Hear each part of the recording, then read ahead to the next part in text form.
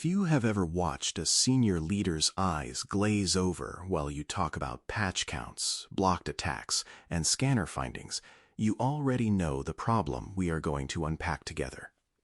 Security teams generate oceans of data, yet only a small slice of it truly helps the business understand risk, make choices, and see value.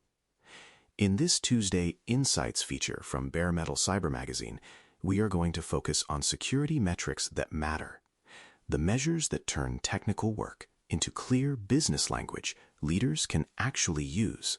Security metrics that matter are not every number your tools can produce. They are a small, curated set of measures that show how well key security activities are reducing real-world risk, expressed in terms the business already uses. Think of them as a communication pattern and governance practice, not a product feature. They sit at the intersection of security operations, risk management, and business performance, helping you answer questions like, how exposed are we? And is our spend changing outcomes?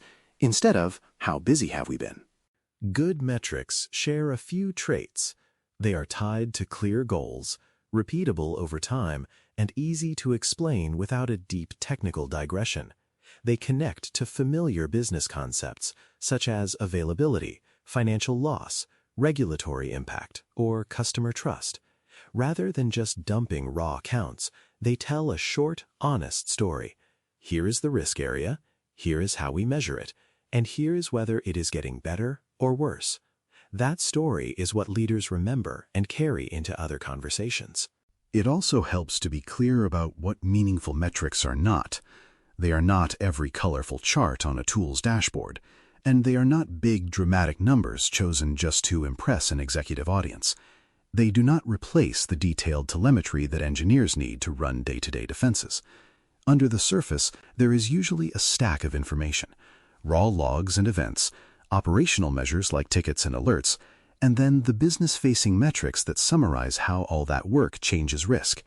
The metrics that matter live at the top of that stack and translate everything underneath into language that supports decisions. In practice, those metrics begin with the data you already have, but they do not end there. A useful starting point is to pick a handful of critical risk areas for your organization, such as ransomware exposure, third-party risk, or production system availability. For each one, you map which technical activities influence that risk: patching, backup testing, identity hygiene, incident response, and so on. The raw events and counts from tools and tickets feed these activities, but you reshape them into simpler signals that answer, how safe are we here, instead of, how much work did we do? You can picture a small pipeline. Tools generate raw data, such as vulnerabilities discovered or phishing emails reported. The security team aggregates and normalizes that data into operational measures, like time to patch high-risk flaws, or the percentage of staff who reported a simulated phish. Then you add a business lens by looking at trends over time, which critical systems are affected, and what the potential impact is in terms of downtime, revenue, or regulatory exposure. By the time a metric reaches senior leadership, it feels like a compact story rather than a spreadsheet dump. A concrete example makes this easier to see. Instead of telling leadership that you patched 10,000 vulnerabilities this quarter, you might say that the number of internet-facing systems with critical, exploitable flaws older than 30 days dropped from 20 to 3. Behind that single line, scanners, inventories, and ticket queues are all working hard, but the metric itself is framed so that a non-technical listener can see both risk and progress in one glance. It subtly answers 3 questions at once. How bad was it? What changed? And where are we now? Once you have a small set of well-designed metrics, they become everyday tools rather than special report artifacts. Security leaders use them in monthly and quarterly business reviews to anchor discussions about risk, investment, and priorities. Instead of debating which tool has the right number, the conversation shifts to whether high-value systems are becoming more or less exposed. Metrics turn into a shared language across security, IT, and business functions, which lowers friction and keeps meetings grounded in the same reality. Operational teams use the same metrics to check whether their day-to-day work is moving the numbers in the right direction. An incident response lead might monitor the median time to detect and contain specific incident types, then tie improvements back to better playbooks or tuning.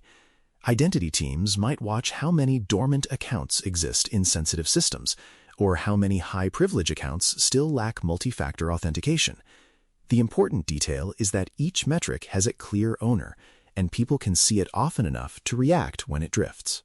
There are also quick wins for organizations that feel early in this journey. You do not need an advanced data warehouse to start reporting time to patch critical vulnerabilities on internet-facing systems, or the percentage of high-value systems with recently tested backups. Those measures are simple, but they map directly to risk. As you mature, you can take a more strategic step by mapping security metrics into enterprise risk dashboards or tying them to formal risk appetite statements. Over time, you build a habit where technical and business leaders look at the same small set of numbers when they talk about cyber risk. When these metrics are chosen and framed well, they offer real upside. They help leaders see cyber risk in the same mental frame they use for other business risks: uptime, customer impact, regulatory outcomes, and financial loss.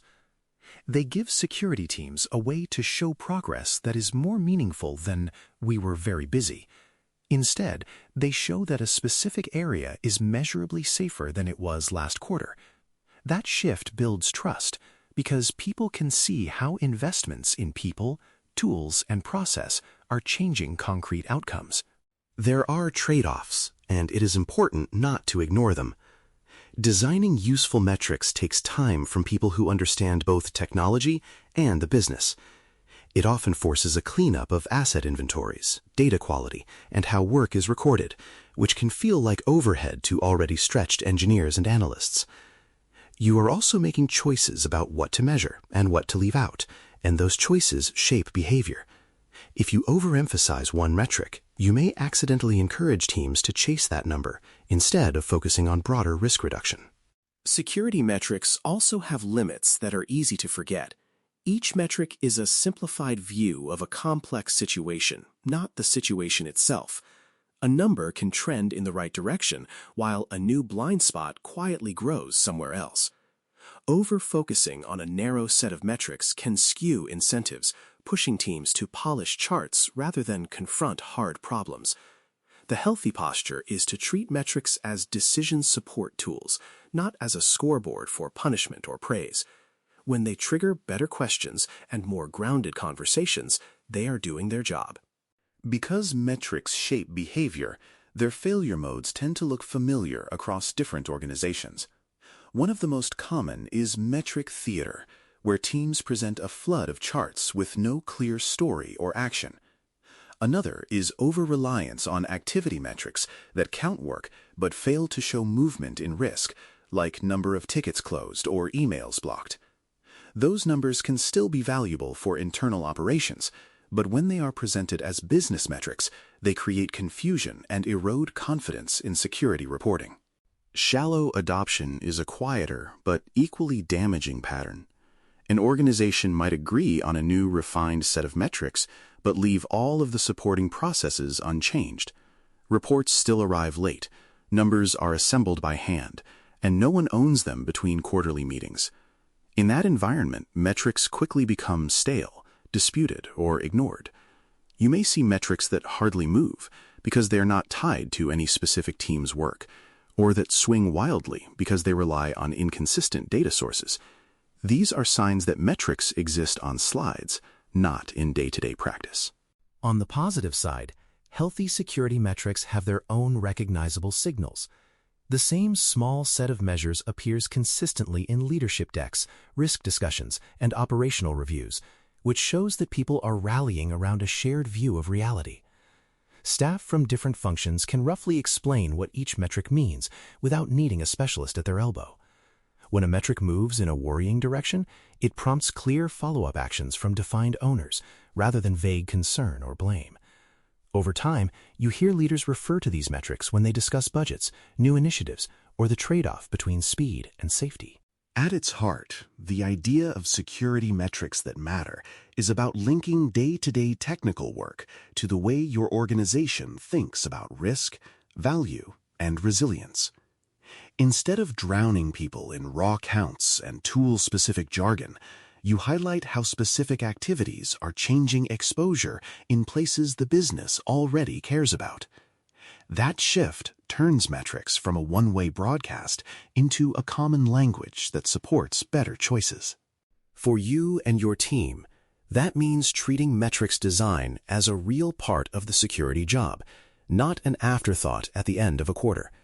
It means asking which numbers would genuinely help a non-technical leader make a better decision about investment, priority, or acceptable risk, technical effort into clear stories about how your organization is becoming safer over time. Thanks for listening. For more audio courses, daily newsletters, and more, please visit baremetalcyber.com.